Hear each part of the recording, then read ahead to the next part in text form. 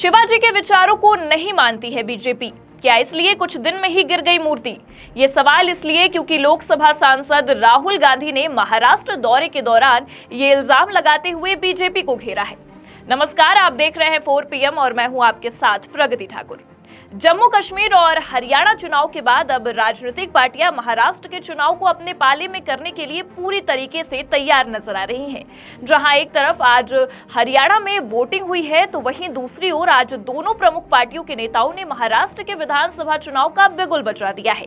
जी हां, आज प्रधानमंत्री नरेंद्र मोदी और लोकसभा में नेता प्रतिपक्ष राहुल गांधी दोनों ही आज महाराष्ट्र के दौरे पर रहे। पीएम मोदी ने आज महाराष्ट्र में 56,000 करोड़ की योजनाओं का उद्घाटन और शिलान्यास किया, तो वहीं कांग्रेस सांसद राहुल गांधी आज कोल्हापुर पहुंचे, जहां उन्होंने कोल्हापुर में छत्रपति शिवाजी महाराज की प्रतिमा का अनावरण किया। और इस दौरान राहुल गांधी ने जनता को संबोधित करते हुए बीजेपी सरकार पर जमकर हमला भी बोला है। इस दौरान उन्होंने कहा है कि शिवाजी महाराज की मूर्ति केवल मूर्ति नहीं है, बल्कि ये एक विचारधारा है। कोई मूर्ति तब बनाई जाती है जब हम किसी व्यक्ति की विचारधारा और उनके कर्मों का दिल से समर्थन करते हैं, मगर बीजेपी शिवाजी के विचारों को नहीं मानती है। और आपने देखा, नियत दिख जाती है, नियत को छुपाया नहीं जा सकता है।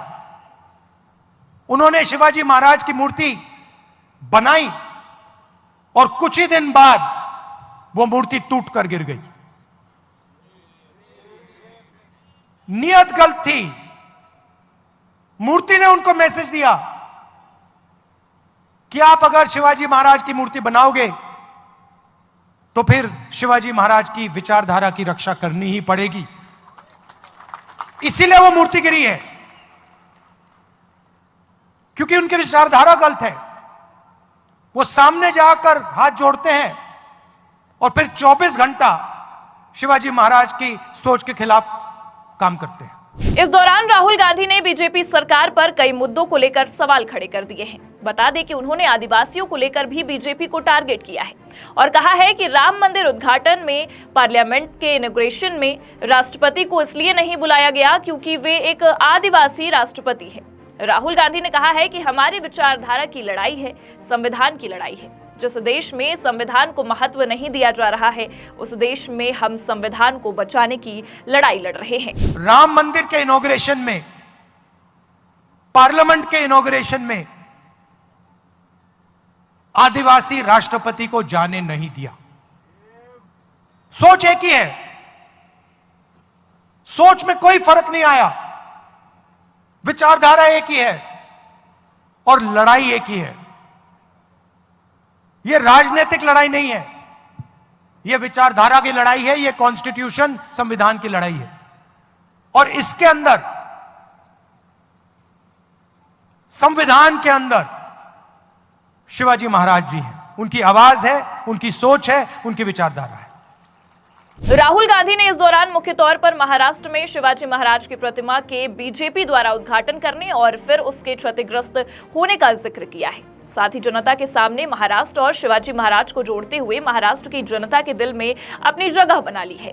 राहुल गांधी के संबोधन के बाद सियासी गलियारों में हलचल तेज सी हो गई है और साथ ही साथ ये कयास भी लगाए जा रहे हैं कि हरियाणा और जम्मू कश्मीर के बाद अब बीजेपी की लोकप्रियता महाराष्ट्र में भी खत्म होने जा रही है और राहुल गांधी जनता के लोकप्रिय नेता बनते जा रहे हैं। हरियाणा चुनाव के बाद अब महाराष्ट्र चुनाव में भी आखिरकार अडानी अंबानी का जिक्र होता भी नजर आ रहा है, क्योंकि जहां एक तरफ राहुल गांधी ने हरियाणा चुनाव के दौरान पीएम मोदी और अडानी को जोड़ा, वहीं दूसरी ओर आज महाराष्ट्र में भी चुनावी बिगुल बजाते हुए एक तरफ फिर अडानी अंबानी का जिक्र कर दिया है। या यूं कह ले कि इस भाषण के दौरान राहुल गांधी देश की खोखली सच्चाई को बताते हुए नजर आए हैं। क्या कह रहे हैं राहुल गांधी, आइए आपको सुनाते हैं। अदानी जी जो भी बिजनेस खोलना चाहते हैं खोल सकते हैं, अंबानी जी हर बिजनेस में जा सकते हैं, मगर अगर ये कुम्हार जी जो मूर्ति बनाते हैं, अगर इन्होंने सपना देखना शुरू कर दिया कि भाई मैं दूसरे तरीके से मूर्ति बनाना चाहता हूं, मुझे थोड़ी फंडिंग की जरूरत है, 15 मिनट में पता लग जाएगा रास्ता बंद है। इस दौरान राहुल गांधी ने आम जनता को संबोधित करते हुए साफ तौर पर दलितों और पिछड़े वर्गों का भी जिक्र किया है और साफ तौर पर कहा है कि आज बड़े बड़े संस्थानों में दलित समाज की भागीदारी नहीं है। इस दौरान राहुल गांधी ने लोकतंत्र के चौथे स्तंभ मीडिया का भी जिक्र किया है। नेता प्रतिपक्ष राहुल गांधी ने मीडिया के विषय में बोलते हुए कहा है कि जो संस्था ग्रोथ की और इक्वालिटी की बात करती है, आज वहां ही 90% से ऐसी जगह होंगे जहां दलितों और आदिवासियों को मौका नहीं दिया जाता होगा। लेकिन मीडिया में 24 घंटे ग्रोथ की, प्रोग्रेस की बात जरूर होती रहती है।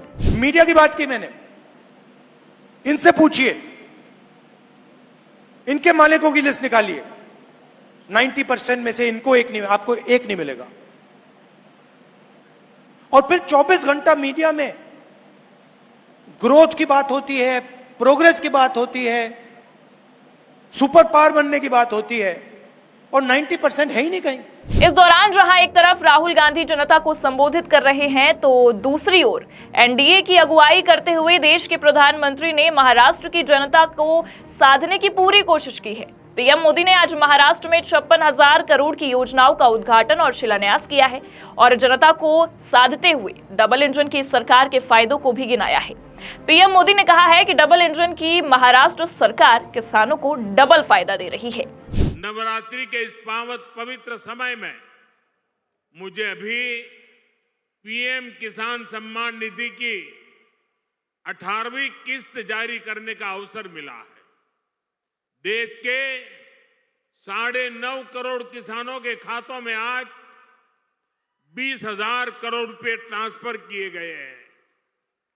महाराष्ट्र की डबल इंजन की सरकार तो यहां के किसानों को डबल फायदा पहुंचा रही है। जहां एक तरफ एनडीए ये कयास लगा रही है कि महाराष्ट्र की जनता के बीच बीजेपी की लोकप्रियता आज भी बरकरार है और पिछले कई सालों की तरह इस साल भी किए गए लोक लुभावने वादे बीजेपी को महाराष्ट्र की सत्ता में दोबारा जगह बनाने में कारगर होंगे, तो वहीं दूसरी ओर नेता प्रतिपक्ष राहुल गांधी जम्मू कश्मीर और हरियाणा के बाद अब महाराष्ट्र की जनता के बीच अपनी लोकप्रियता बनाने निकल पड़े हैं। लेकिन कयास तो यही लगाए जा रहे हैं कि एक ही दिन में प्रमुख पार्टियों का महाराष्ट्र की धरती पर बिगुल बचाना आखिर किसके झोली में जनता का विश्वास लेकर आता है और किसके हाथों जनता की नाराजगी जाती है, ये अब देखने वाली बात होगी।